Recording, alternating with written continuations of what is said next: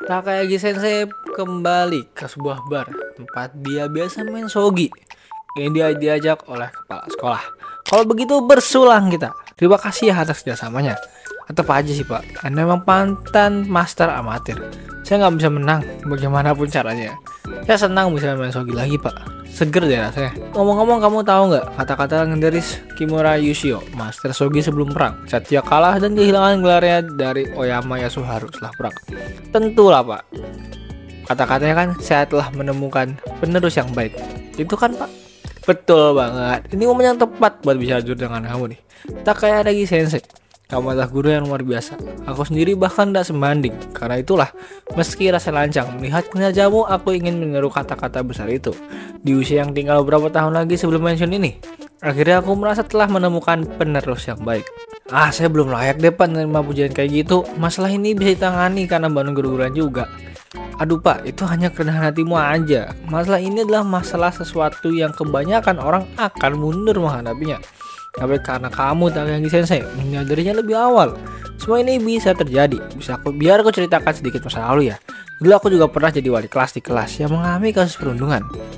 Dan akhirnya aku gagal melindungi muridnya kayak kamu. Dia sampai keluar dari sekolah. Aku baru menyadari saat si korban mulai sering absen. Itu adalah penyesalan terbesar dalam hidupku sebagai guru. Karena itu, tindakanmu itu sungguh luar biasa. Mengetahui ada guru seperti Takayagi Sensei di sekolah membuatku tenang untuk menyerahkan tongkat estafet ini. Ya udah pak. Makasih banyak ya pak. Benar, dan akhir-akhir ini anak muda luar biasa ya. Menjadi atlet olimpiade di usia balasan sudah biasa. Bahkan dalam dunia shogi ada anak muda sumuran SMA yang jadi top profesional. Eiji Aono yang kamu lindungi pun pasti akan menjadi salah satu dari mereka. Meski banyak orang dewasa pesimis akan masa depan Jepang, aku justru merasa belum terlambat. Karena anak-anak luar biasa seperti mereka terus bermunculan. Maka dari itu, aku yang akan menanggung semua tanggung jawab. Karena itu, aku harap kamu tetap melangkah lurus. Mungkin nanti akan ada orang luar yang mencoba mencampuri. Tapi tak usah hiraukan. Menanggung tanggung jawab adalah tugasku. Baik pak, saya akan memberikan yang terbaik. Kepala sekolah tersenyum dengan tenang. Kepala sekolah setelah berbincang dengan Takayagi Sensei, ia bangkit dari tempat duduknya dan menuju toilet di waktu yang cocok sambil melihat di email ponselnya. Dari saku dalam jas yang ia kenakan.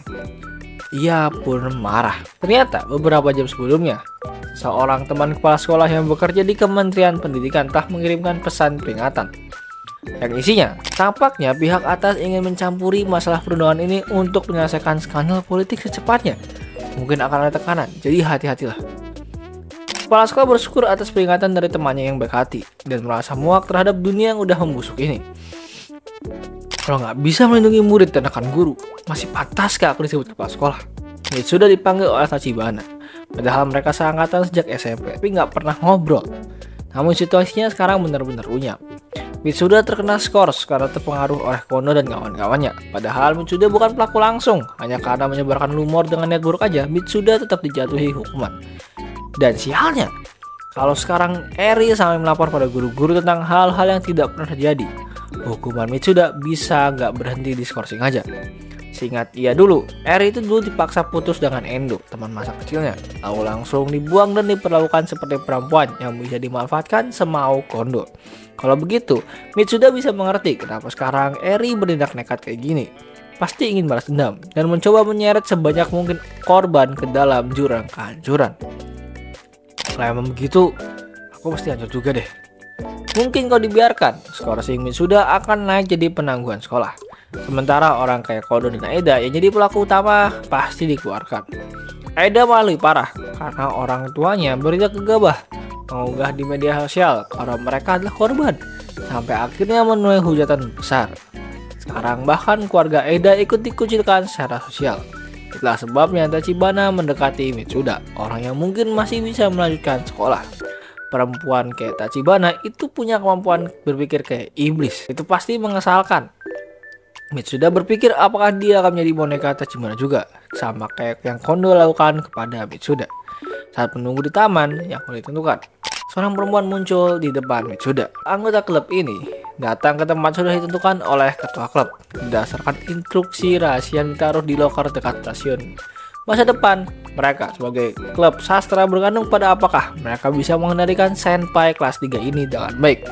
Mitsuda Senpai katanya sih dekat dengan Kondo. Tapi anggota ini mendengar juga kalau sebenarnya Mitsuda lebih sering diperlakukan seperti bawahan. Jadi meskipun dia senpai, toh cuma anak buah Kondo. Kalau pikir kayak gitu, kenapa kita harus takut? Aku datang atas perintah Tachibana Bucho. Mitsuda membalas dengan gugup. Oke, jadi apa yang harus aku lakukan? Dalam rencana mereka, semua kesalahan akan dialihkan pada Mitsuda. Pertama, klub sastra akan menuduh bahwa Mitsuda adalah pelaku utama yang mencuri naskah dan barang-barang pribadi milik Eiji Ono dari ruang klub sastra. Anggota klub sastra tinggal menaruh kunci di ruang klub dan potongan naskah yang dihancurkan ke dalam loker atau tas sekolah Mitsuda. Bukti-bukti nggak langsung udah cukup. Dengan ini kecurigaan terhadap klub sastra bisa dibersihkan. Tugas lainnya adalah menghadapi Ikenobu Eri, karena Eri jelas-jelas punya dendam terhadap klub sastra. Dia harus disingkirkan atau dibujuk lah. Yang akan menindak kodor adalah Mitsuda Senpai dan anak-anak klub sepak bola. Klub sastra hanya perlu mengalahkan mereka. Itu mungkin yang Tachibana pikirkan.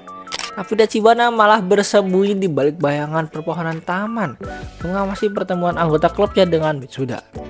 Ini kayaknya berhasil katanya.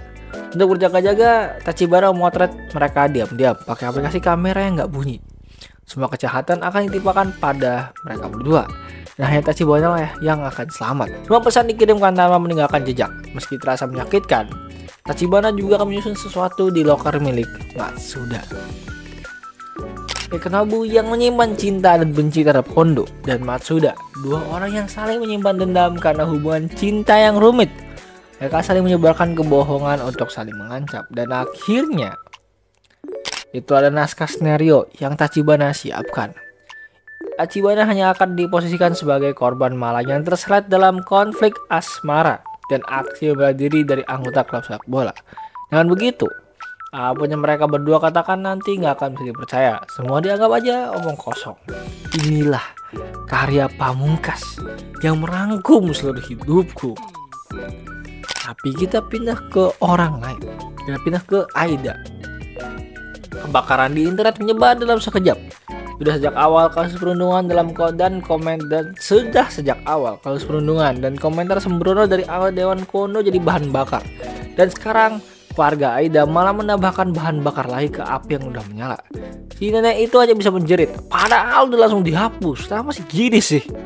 Tapi akun milik si nenek itulah yang akhirnya bocorkan bahwa Aida terlibat dalam kasus perundungan. Entah bagaimana, bahkan Aida dituduh sebagai salah satu dalang utamanya. Akibatnya, amarah netizen menyebar dengan dahsyat. Apakah ini rasa putus asa yang dulu dirasakan oleh Eiji? Semuanya terasa seperti musuh, seolah-olah dunia sedang menertawakan Aida. Ibu Aida pun kini menjadi paranoid dengan dirinya. Mereka menutup dia rumahnya, duduk dalam gelap menggigil ketakutan. Hanya ada suara notifikasi dari ponsel aja udah cukup buat mereka gemetaran. Mereka memutuskan mematikan ponsel sepenuhnya. Bahkan koneksi internet pun mereka putus karena mereka seakan-akan sedang diawasi. Mereka benar-benar menutup diri dari luar. Mereka hanya makan 1 kali sehari. Makanan yang dibeli oleh ayah Aida sepulang kerja dari minimarket. Dengan pola makan kayak gini tuh mereka pun makin kurus. Soal keributan di internet ini pihak kantor juga kena imbasnya tahu. Aku diminta berhenti sementara sampai semuanya reda.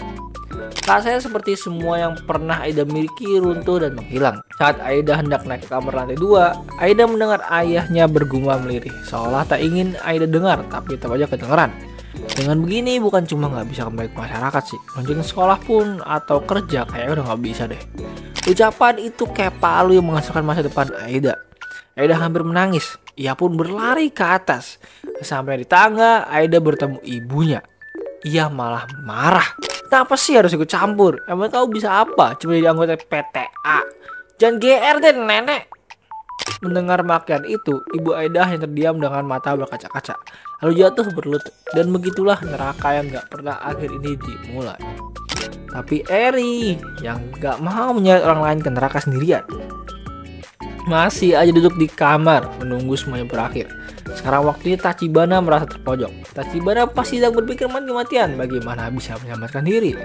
Apakah menyuruh anak-anak klub sepak bola menyerang Eri, ataukah mengadu domba anggota klub sastra agar melakukan sesuatu, atau melempar tuduhan palsu kepada Eri demi menggoyahkan kredibilitas Eri. Dan dari 3 skenario tadi, Tachibana tetap akan hancur bersama Eri. Eri sangat menarikkan ini. Bahkan kalaupun Eri nggak bisa menyaksikan akhir hidupnya dengan mata kepala sendiri, ini nggak masalah. Karena Eri ingin menjatuhkan Tachibana ke jurang keputusasaan tepat saat Tachibana merasa sudah menang. Bahkan Eri nggak keberatan jika semuanya berakhir di sini, karena Eri memang udah nggak punya apa-apa. Karena itu Eri akan menjemput kematian bersama Tachibana. Sebenarnya Eri pengen mati bersama Kondo, tapi Kondo nggak punya apa-apa. Eri bisa ke neraka bersama Tachibana, kayaknya udah cukup sih. Tapi di sini Eri mengingat sedikit flashback masa lalunya. Dia masih heran, kenapa semuanya bisa jadi kayak gini. Kalau aja Eri gak mengkhianati Kazuki Endo, pasti semuanya gak akan seperti ini. Itu satu hal yang bisa Eri katakan dengan pasti. Dia teringat perkataan mereka pada dahulu kala. Wah, Eri, kamu jago banget ajarinnya, cepet ngerti deh. Iyalah, malah lebih gampang ngerti daripada penjelasan guru kan. Ngomong-ngomong, kamu udah punya pacar nggak? Sayang banget, kamu anaknya baik dan ramah gini. Tapi ya udahlah, aneh aja kita ketemu beberapa tahun lebih awal. Awalnya semuanya dimulai dari rawian manis itu saat duduk di sebelah Kondo. Saat belajar kelompok, dia mulai menggoda dengan kata-kata gitu. Lalu lama-kelamaan, Kondo dan Eri sering menyapa saat bertemu di sekolah. Hati Eri perlahan-lahan mulai menundukkan kewaspadaannya. Aku mau minta tolong soal pelajaran buat ujian. Gak bisa sama siapa-siapa. Cuma bisa minta ke kamu, bisa ketemu hari Minggu bentar aja nggak? Hebel sebagai ace club sepak bola, wajah yang tampan dan popularitas di kalangan wanita. Semua itu kayak racun bagi Eri yang akan menggerogoti hatinya perlahan-lahan. Dan tanpa Eri sadari, Eri pun menjalin hubungan dengan Kondo. Eri tahu Eri bersalah pada Kazuki Endo, tapi hubungan itu terus berlanjut semakin dalam sampai Eri nggak bisa keluar lagi. Sudah nggak bisa berpikir jernih. Jadi kau pilih aku atau Endo? Aku nggak bisa percaya cuma dari kata-kata Eri. Jadi dipaksa memilih. Eri kehilangan kendali dan menyerang Kazuki Endo dengan kata-kata kasar. Aku lebih suka Kondo daripada kamu. Aku nggak bisa apa-apa. Kamu nggak sebanding sama Kondo. Aku suka pacaran sama kamu karena itu masa kecil tahu. Dia jangan pernah ajak ngomong lagi. Bahkan hanya ingat itu aja membuat Eri muak. Eri sudah mengatakan hal sekejam itu kepada Endo.